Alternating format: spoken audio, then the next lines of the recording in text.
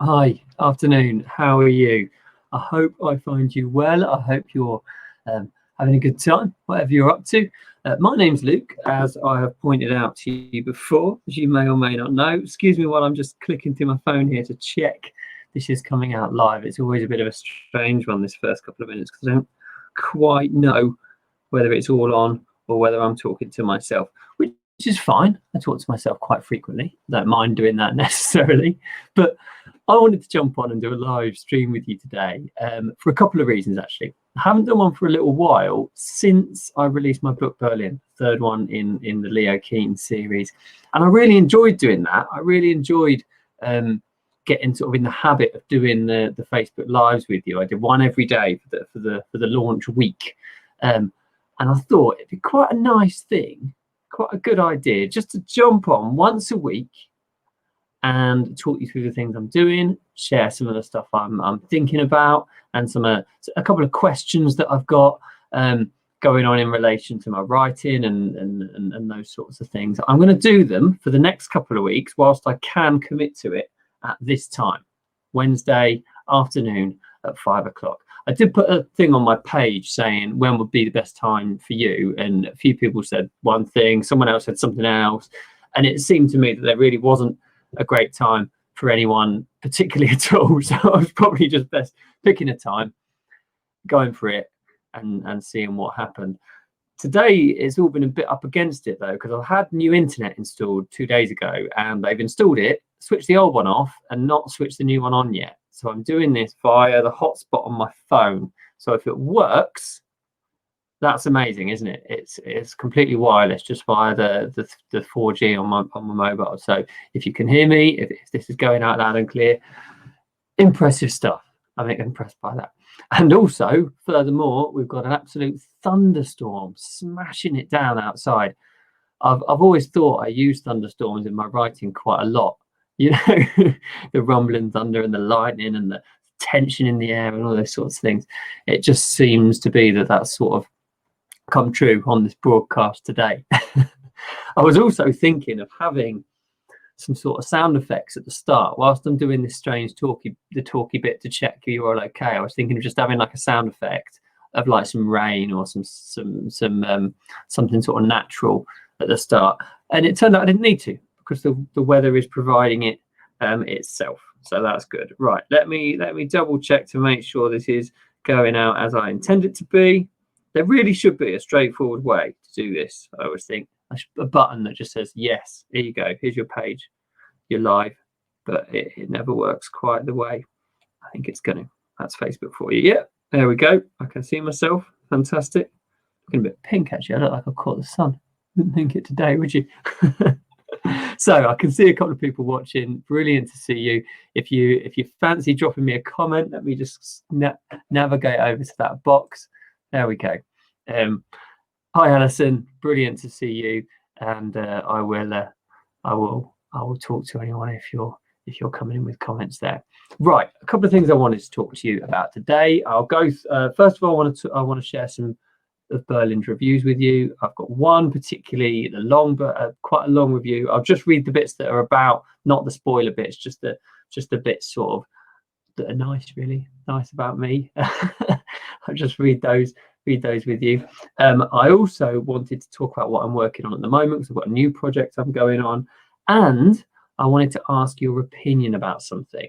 Now, what I'm going to do, I'm going to ask you the question now, then you can think about it whilst I'm doing the review. And if you've got any comments on that, then we'll discuss it afterwards. I thought it'd be quite, I just want to get your opinion.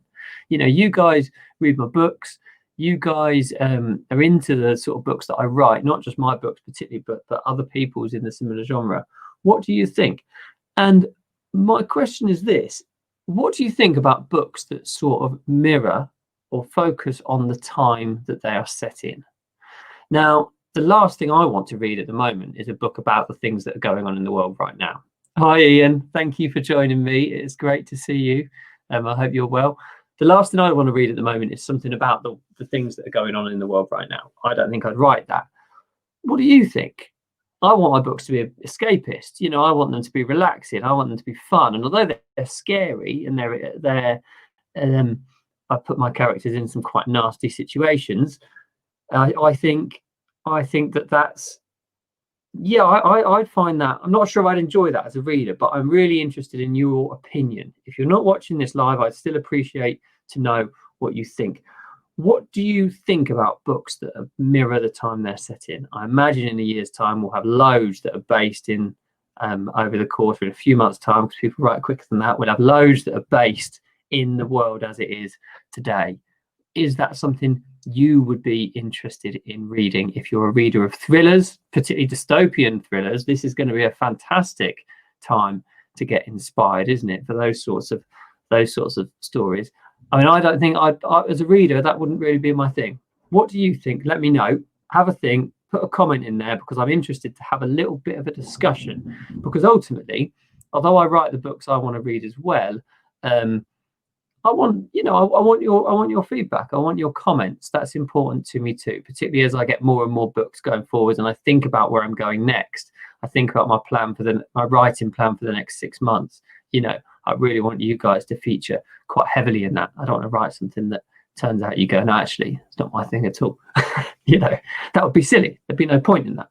So thank you so much if you have been able to put a review on for Berlin yet. It has made so much difference to me in terms of reading them, to other people in terms of leaving reviews.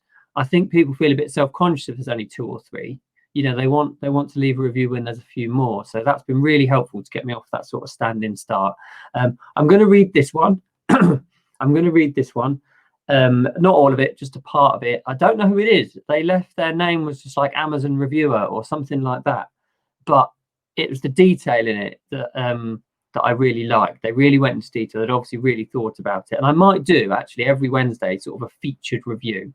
One review that I picked from one of my books to go through.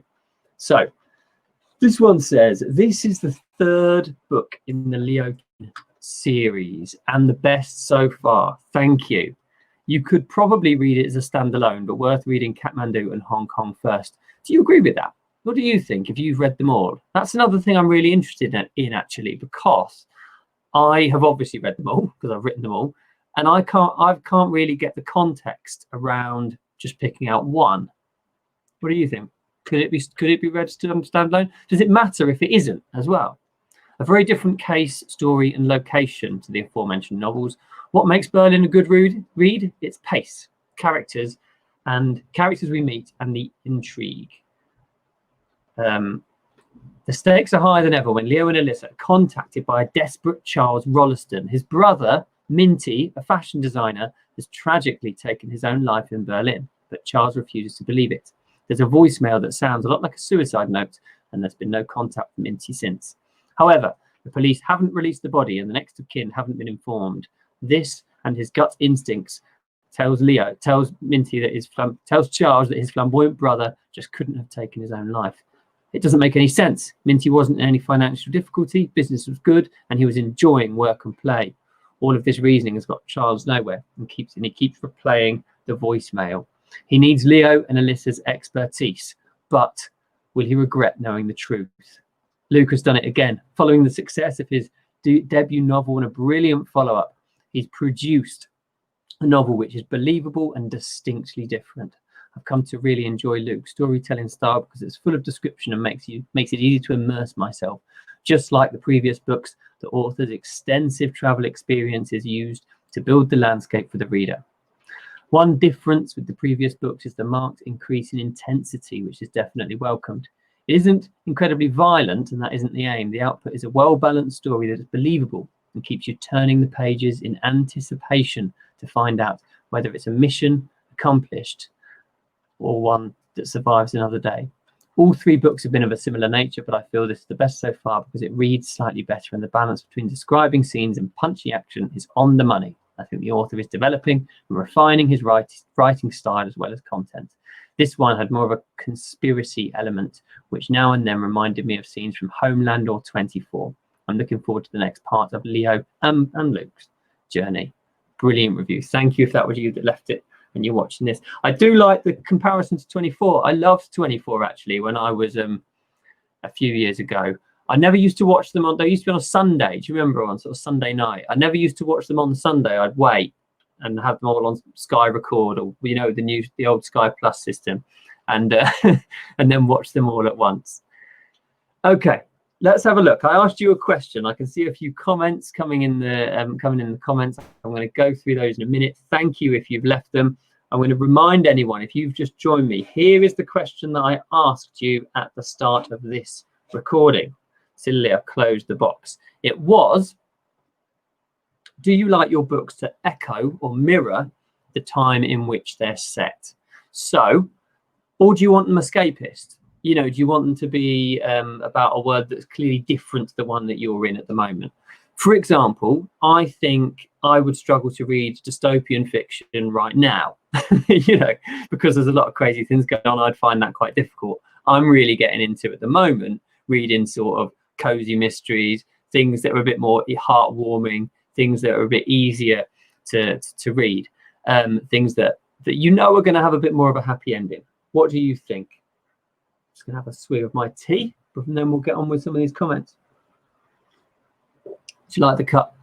It's got jelly on it. My friend said she bought it for me because it reminded her of my dancing. Thanks very much. Okay. Alison, I can show some of these comments. I hope you don't mind. I will put them on the screen as it's working today. Alison says, I mentioned that to Tracy. I want escapism from a book. Yes, that's exactly what I'm thinking. You pick that book up and, it's new. It's escapist. You're out of the world. I had this issue with Luther. Do you remember, if you're in England, I know I think you're in England, aren't you, Alison? Yeah, I'm sure you are. I had this issue with Luther, which was a BBC TV program with Idris Elba. It was brilliant writing, brilliantly shot, really, really good TV program. But it was just so grim. It was so dark. And, I watched a couple of episodes and just thought, I'm not enjoying this. And I'm going to have to go to something a bit lighter. It's just too dark. It was, as I say, it was brilliant, but I need that entertainment factor. Ian, I'm agreed with you, Luke. I like books based in the past, which are well researched. Yes, I agree with you, actually. I do. I think books based in the past are very difficult to write because of that research. I've not actually done that myself not for that reason. I may write a historical book at some point, but the good thing about writing books in a sort of semi-present time in the last 5 years is that 10 years is that you sort of live through that time. You know it. However, I find books based in the present more my thing, as they are more relatable. But yes, no pandemic books, please. I wonder if there's any information on this, if there's any other authors on the feed, or you're an author and you've listed this, and you've got books that are sort of dystopian or about a virus or something like that. Is there any? Have you noticed they've sold more because they've been in the public eye, or have you noticed they've sold less? I suppose it depends on the reader, on the person. Yeah. And what you think. John, I love books which reflect the time in which they are written. I also love books written about the places I know. So John, you've gone the opposite way. Would you think a book, set in 2020 about what's happening right now would be enjoyable then? Do you think, or do you think that'd be too dark? But I suppose by the time you read it, because it takes 6 months or 4 months or however long to write, it's a bit further down the track. I'm even finding at the moment, and I don't know whether you guys would agree, that I'm not even listening to sort of current podcasts at the moment, because they have like an interview in a podcast, and they always end up talking about something that's happening at the moment. The two guests just do so. I'm even finding I'm avoiding those sorts of things. I'm listening to podcasts from about a year ago, and then if they get up to the present day, I'll find another one. I'll probably go back and listen to those in 6 months' time. In fact, I have already started going back and listening to those from March and whatever. But from the actual present time, I've just been like, no, I'm not going to do that. So we'll stick around for another few minutes. If you have a answer to that question, there is no right or wrong answer. What I asked at the start of this chat, I asked people on the stream, do you like it when books mirror the time they're set in, or would you rather something that doesn't talk about the issues right now? What do you think? Do you want something that mirrors the time that's set in, so your characters are there feeling the way that you are, or possibly feeling the way that you are? Or do you want something that's a little bit more escapist? Let me know.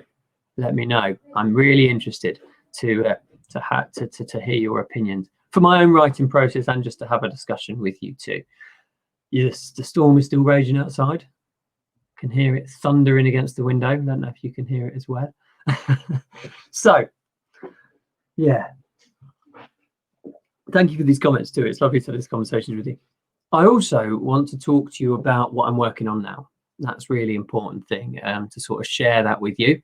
And also, if you're able to share this live stream with anyone who might be interested, tag people in it, whatever, that's amazing. That's brilliant. I've seen a couple of people doing that in the past.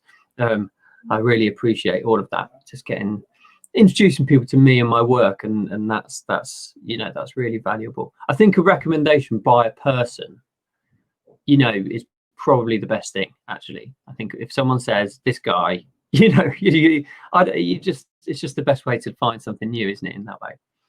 Okay, at the moment, I'm working on a book called Kotao, and I've just got the cover today. I'm not going to share it with you in the chat this afternoon. I'm going to do it next week, and maybe on my mailing list on Friday. And it's going to be the prequel to Kathmandu. So cast your eyes back to when you read Kathmandu. Leo has lost his girlfriend, Maya. She went missing on a Thai island. No sort of you don't learn what happens at that point. Okay. You don't learn what happens at that point, but then he's approached by Blake Stockwell and asked to go and find his daughter in Kathmandu, which becomes the story of my first novel. Nice plug there, Kathmandu. But I've had a lot of people over the years say, what happened before that? What happened to Leo on that island? Why did he were there any clues as to where Maya had gone? And those of you that have read on might know something about that, but I'm not going to reveal it on the chat because you might not have read the books yet. You might know a little bit, but in this prequel is a completely different story about what happened to Leo on the island of Kotao. I'm writing that story at the moment. Well, in fact, I'm editing it. It's written, it's edited, it's short, it's only 25,000 words. And I'm excited, actually. I'm going to bring it out quite soon. I think it's going to be ready quite soon. So if you're in my A team, my advanced readers team, I'm going to be emailing you in the next couple of days just to tell you a bit more about it and send that over to you very, very soon. I'm excited about that. I'm going to launch it in another different way. I'm quite enjoying these different sort of launch processes. I'm going to launch it a month, I think, early, just through my mailing list. Okay, it'll be paid. There'll be a cost. I think it'll only be a couple of pounds, £2 or £3. It'll be launched just to people on my mailing list before anyone else. Before you can buy it on Amazon or any other store, it will be just on my mailing list. So I say to you, if you're interested in that and you've read Kathmandu and you want to know what happens before, now is your time. And you're not already. I know a few people are already. Get yourself over to lukerichardsonauthor.com and join that list, and you will get you'll be the first people to know about that. Ollie, thank you for checking out what we're doing here. Dope looking setup. Thanks, man. I appreciate you dropping in. I hope you're well. John, another comment from John. Luke, I've read some dystopian fiction by people like Rebecca Fernfield, which I have enjoyed. I reckon a more down-to-earth political thriller or conspiracy would have legs, however. Yeah, I like the idea of some sort of conspiracy, political thriller sort of thing. I think it also depends on dystopian fiction, doesn't it? Because if you read something like some classic dystopian fiction like 1984, it's not massively crazy, is it? It's sort of, there's no, like, it's not futuristic, it's not sci-fi, it's sci-fi sort of ish, whereas a lot of dystopian fiction now has got that more sort of sci-fi edge to it. Maybe that's just because we've caught up, it was written in 1948, so quite some time ago. Thank you, Alison. I really appreciate that. I look forward to sharing Kotao with you. Kotao, by the way, is an island in Thailand. A beautiful, beautiful place. This picture, in fact, right here, was taken in Kotao when I visited in showing the glare there, when I visited in, I think it was 2011 or 2012. It's just got these beautiful sort of crystal clear waters and blue sky. Oh, it's lovely. Really, really nice place. I'll be sharing, but in advance of the release, I'll do a bit more information about that, and I'll share with you a couple of stories from the place itself, which I really like. So we were talking about, let's flip back to this. Do you like it when books mirror the time they're set in? What do you think? Some people are saying they want a bit of escapism. Like, for example, it's absolutely smashing it down with rain outside at the moment. I point there because that's where my window is. You may not have seen that. Does that interest you, or do you want something that's a little bit more escapist? What do you think? It's a hard one to work, isn't it? It's a hard one to work. I suppose you want an element of realism in it, but you don't necessarily need it to be completely out of, something completely new. Right. So we've talked about what I'm working on and what I'm releasing next, a book called Kotao. Oh, I'm also in the process of working on the book that will follow Berlin as well, which will be New York. So that's set in New York. It's just because I've had a bit more time at the moment. I'm working through the books quite quickly, which has been really nice. I've really enjoyed that, and having the time to chat with you guys a bit more as well. I've really enjoyed. John, the plausibility of her last novel is terrifying. Is that Rebecca Fernfield? I'll look her up, John. I don't know. I've not yeah, I don't know her, so I will look her up. But I think you're right. That's when dystopian fiction works, isn't it? Is when it is plausible that it could be 10 years in the future, 5 years in the future, whatever. When it's close, and that's when it's scary. That's when it's most scary, anyway. Yeah, right. Okay. Yes. So, a couple more things. If you've read Berlin and you haven't left a review yet, I'd absolutely love for you to do that. LukeRichardsonAuthor.com/Berlin. I've read that review earlier, which I'm really pleased with. I am going to choose one a week. I've decided it now. I've verbalized it. It's gone out into the world, and you've heard it. So if I don't do it, you can tell me to. I'm going to pick one a week. It might not just be from Berlin. It might be from one of the other books as well. So I'll choose one, and I'll share one of those a week. If you do leave a review and you'd like me to read it particularly, just send me a screenshot of that, because sometimes I don't often read through a lot of the reviews, because you go to the bad, don't you, when you see a criticism of yourself? You can't help it. So I try not to let myself go into there. Ian, New York sounds like a great location. It's fun to write. I went in 2018. In fact, a couple of the pictures on the wall, that's of the Brooklyn Bridge, as you'll see. This one is the New York skyline. It's a bit of neon inside the Blue Note Jazz Club. And I love this idea of traveling. Sort of, you don't know where you're going. I'm quite into jazz, and I've listened to quite a few of the Blue Note compilations, and I just ended up in this restaurant having dinner, and I looked at my phone as to what was around, and the Blue Note Jazz Club was next door, like 2 doors down. I was like, what? And a guy called Kyle Eastwood was playing, who's this brilliant plays double bass like that. I'm sure he does. Might be wrong now, but he's Clint Eastwood's son. That's his fame, his claim to fame. So I said hello to him in the bar afterwards, and thought a bit of a, like, your dad's really famous, but he gets that all of the time. But yeah, New York is a fantastic location to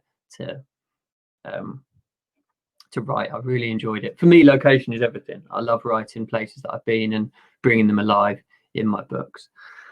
So yeah, also, if you haven't read Berlin yet, it's available in various different places. It is on Amazon now. It's also available via my website. But if you just go to LukeRichardsonAuthor.com/Berlin, you will get both options there. And I've put it on my website because if you don't mind having it that way, if you don't mind buying it that way, I get a little bit more of the money from the sale. So it's good for me, and it's good for you, because you like helping me out, and you're nice people. And next week I will bring another topic of conversation to you. I've enjoyed doing that, and I've really enjoyed the comments, so thank you for that. Thank you for sharing your opinion with me. It means loads. I really appreciate you doing that. In the meantime, get on that mailing list if you can, and if you'd be able to recommend one of my books, I would absolutely love that. Thank you so much for joining me this afternoon, Wednesday, live at 5. See, it rhymes. It's good. So I've done that live at 5. Yeah, I'll see you again next week.